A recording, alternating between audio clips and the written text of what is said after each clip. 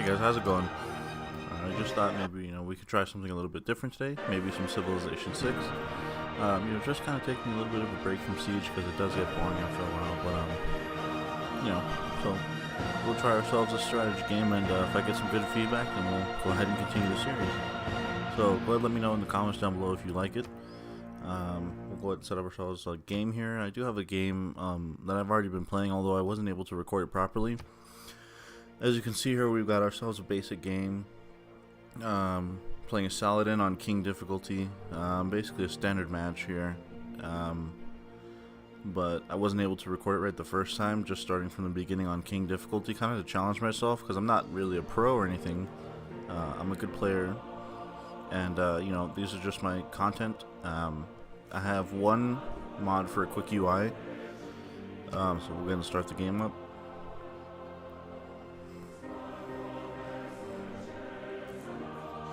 And as you can see with this guy, Saladin, we basically have some different bonuses here. Each leader has their own bonus, but for Saladin, we're basically going to get some faith bonuses, meaning that he's basically geared toward a religious victory. And with his bonuses, we can get 10% to science and culture output from from a worship building, that madrasa.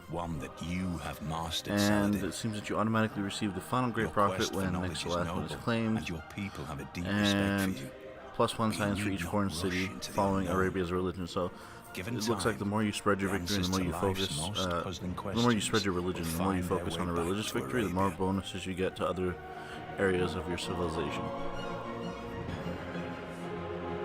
Now, I probably won't be going for a religious victory, but it's still good bonuses that we can probably put out if we can establish a religion. And it looks like we got a pretty good, decent start here. We have some stone around us. These 2 stone right here. We also have, 3 stone. We also have 2 cocoa. Those are going to give us amenities to make our cities happier, but also allow us to trade them for more money. And we also have some milk. That's going to give us like a bonus to food. Now, we do have a pretty good setup here. We got lots of production around us. We have lots of food around us. We're next to rivers. So we'll go ahead and settle here.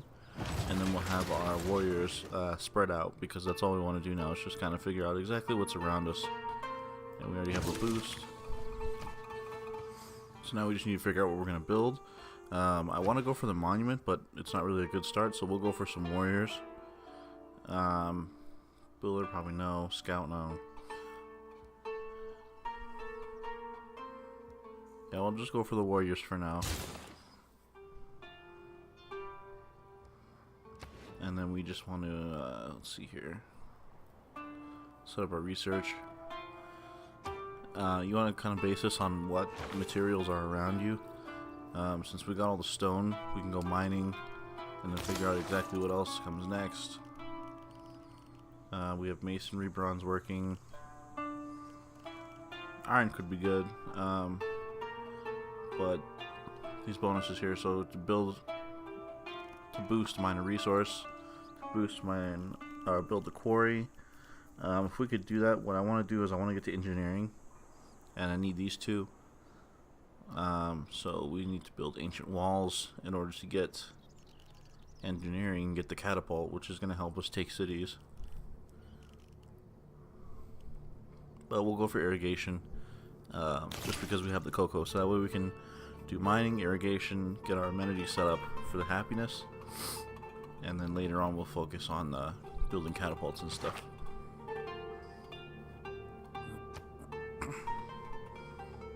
And like I said, all we're doing right now is just basically trying to expand, trying to build up our army. That way, no early barbarian attacks or other civilization attacks will take us out real quick.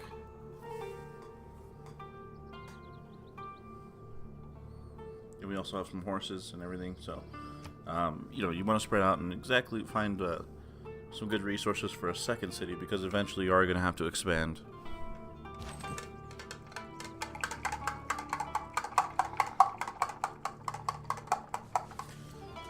So there we have some silk.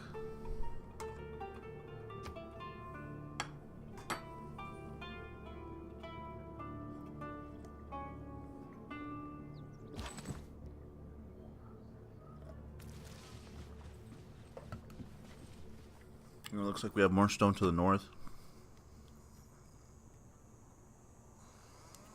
The sheep and the wheat are going to give us good food bonuses. But we'll just keep moving north and see exactly what's over there.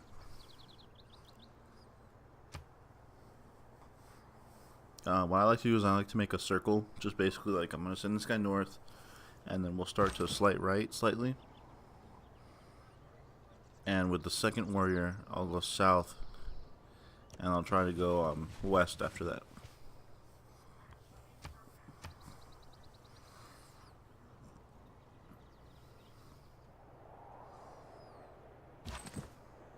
So it looks like we have more horses to the north, and we have we can kind of see that river where it keeps going north. So this might be a good choice in the future. We'll have lots of stone, lots of strategic resources. Let's keep going. Here we have some copper, more stone, and now we'll go ahead and keep moving. Looks like we got some water over here with some whales, so this could be a good settlement as well. If we could set up here, we might get the copper, the horses, the when whales, you find and the yourself stone. in a hole, quit digging. But we'll just keep venturing just a little bit, just to make sure. We'll go ahead and cross the river. Because it looks like we got a good long river to set up any kind of cities on. We want to make sure that we don't have anything next door to us that's going to pose a threat. Let's keep going. So we do have a city-state over here, which is not too bad. I mean, they can help us out. So Buenos Aires here. We can see that they're an industrial type of city-state, which means that if we can send more envoys, we'll get these bonuses here. So with one envoy, 2 plus production of the capital, and so on and so forth. They obviously get better as you send more envoys. And then if you're the suzerain, you can actually leverage their military and everything. But let's keep going south here for a little bit with the second warrior. And I think we can go for less. Yeah, let's go for that. Just because I want to make sure we have enough muscle to basically protect our settlers.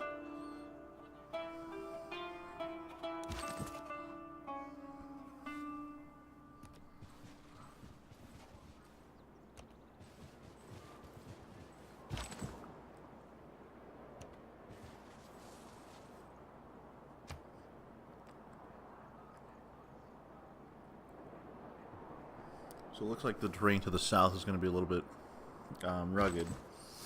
We have some jungle, we have woods, but we have hills too. So moving through the south is going to be really slow. And we also have a barbarian scout over here. But the city-state seems to be taking care of it. They're chasing them off too.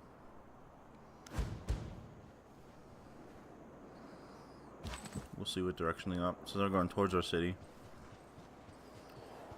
That can be kind of bad. It just depends on where they run to after they see our city.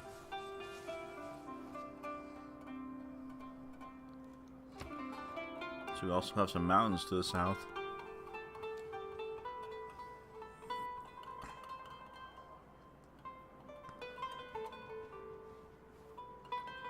It is not wisdom, but authority. Alright, yeah, so we can see that the law. scout saw us, and now they're basically trying to run away so they can alert a camp, and then that camp will start to send barbarians towards the city, so we don't want to let that happen.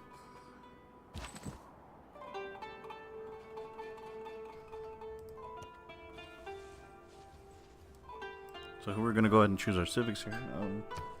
If we go ahead and open the civics tree, we see we have various civics, and each of them have bonuses that you can choose from. So what I like to start with here, let's see, is I'll go early empire, and then we can progress to political philosophy, and then that's going to let us choose a different kind of government. And all these little cards here that we have that we can gain by progressing through the civics tree, we'll be able to put those in as bonuses. Like right here, we can do 5+ unit combat against barbarians, and we'll do faith and gold bonus in the capital real quick. So that's basically how that part of the game works. And then as we progress, we'll get different cards and different kinds of governments that'll allow us to use more cards at one time.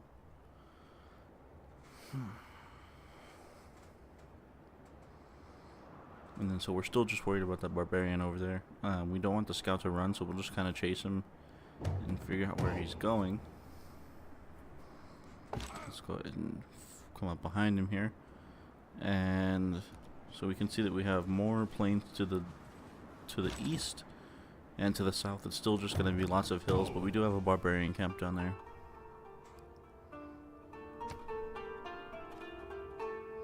So it looks like most of the threat is going to come from the south. But it should take the barbarians a while to get through all that rugged terrain, and we'll just follow the scout here to see exactly must feel happy in the good potter's hand. where he's running to, because there might be more barbarian camps. So we have another city-state over here. And just due to the color, I believe it's a militaristic city-state. Oh, but we've also met the Russians. So we have Tsar Peter of Russia. I believe he likes civilizations that have a strong culture and science output.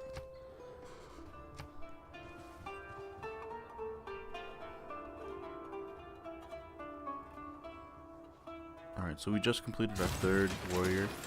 I'm gonna kind of give up the chase for that scout, and we'll have this warrior go west just to figure out what's over there.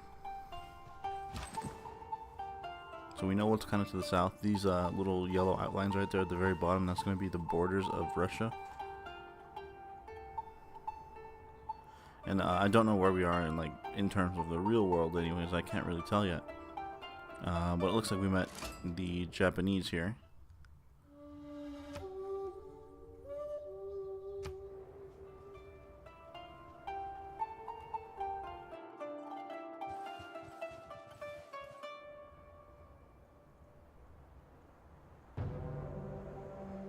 So we met the Japanese, and then there's another scout coming in from the north. So we're gonna have to deal with that sooner or later. I'll just keep going south. Oh, we found ourselves Toronto. Toronto, telling by the color, is gonna be industrial. So again, we can get bonuses to production.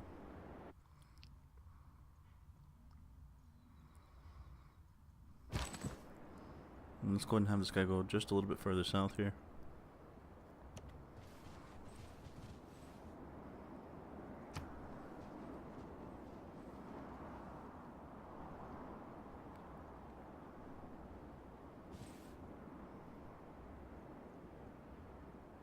I'm kind of worried about that scout. I don't know what to do. I guess we can probably go back and attack him, but it might take too long. He might already be well on his way back to a camp by the time we get over there. So I just want to explore just a little bit more, and then we'll have our warriors head back to the capital. That way we can guard our first settler, who will lead to our second city, and we can fend off the barbarians with 2 cities.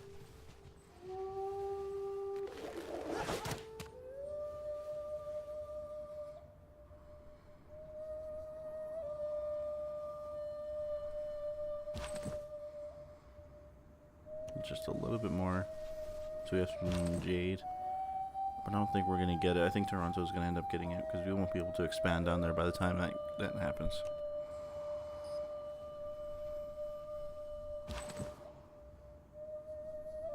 So let's go ahead and just one more time to the west. So it looks like we'll be competing with Russia for Preslav and Toronto, but that shouldn't be too hard. And here we can see that we have different military mights. 74, 91, 78, so we're doing okay. We're kind of on par with everybody else as far as, the amount of might we can really throw at each other in war. The Japanese are probably going to build off a pretty sizable military at the beginning and look for someone to attack, so that might be an issue in the future.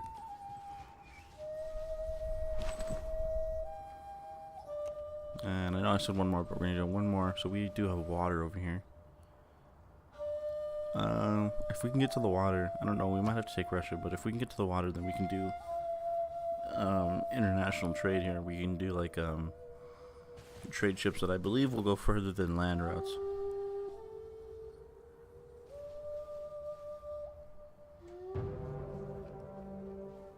Alright, so that scout still hasn't left our city, but it's just kind of running away, like from that Japanese warrior. But let's take this opportunity to kind of do some damage to them. That way we can hopefully take them out, but if they run away, at least, you know, later on we can kill them easier. And let's see here. Do I go north? Yeah, we'll go north.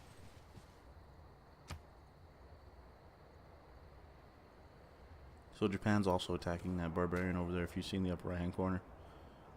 Alright, well that's going to wrap it up for today, folks. This is just kind of the setup for the series. So if you enjoy this content, or you think you might enjoy the later game, you know, if you guys want me to nuke some people for you, I'll nuke some people, let me know. And just leave a like, comment down below, and we'll see how this series goes. Thanks for watching.